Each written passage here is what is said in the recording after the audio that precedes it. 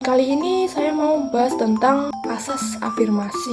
Yang mana kalau diibaratkan sama game, asas afirmasi ini kayak cheat code buat mereka yang main di hard mode.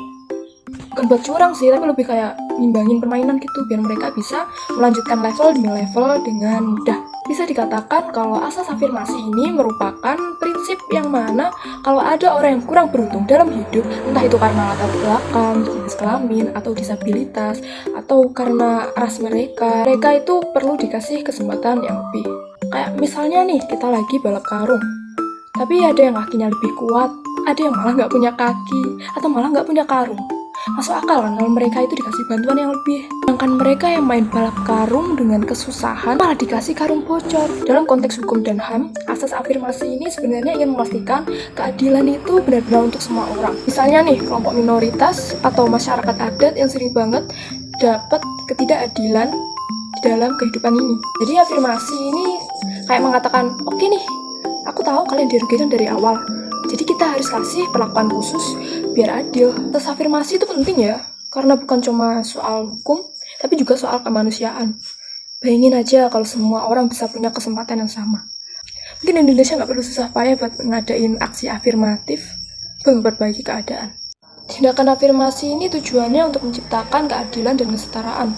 Hal tersebut dalam hukum telah diatur dalam pasal 28H ayat 2 Undang-Undang Dasar Negara Republik Indonesia tahun 1945 yang berbunyi, setiap orang berhak mendapatkan kemudahan dan perlakuan khusus untuk memperoleh kesempatan dan manfaat yang sama guna mencapai persamaan dan keadilan.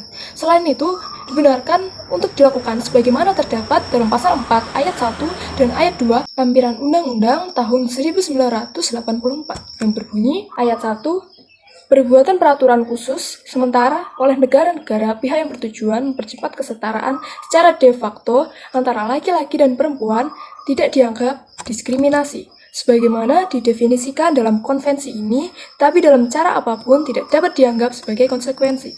Dipertahankannya standar-standar yang tidak sama atau terpisah. Tindakan-tindakan ini harus dihentikan apabila tujuan kesetaraan, kesempatan, dan perlakuan telah tercapai. Kemudian ayat 2, pengambilan tindakan-tindakan khusus oleh negara-negara pihak yang ditujukan untuk melindungi kehamilan tidak dianggap diskriminatif. Penerapan dari asas afirmasi ini bisa dilihat ketika ibu hamil sudah mengantri, maka ibu hamil tersebut wajib didahulukan antriannya.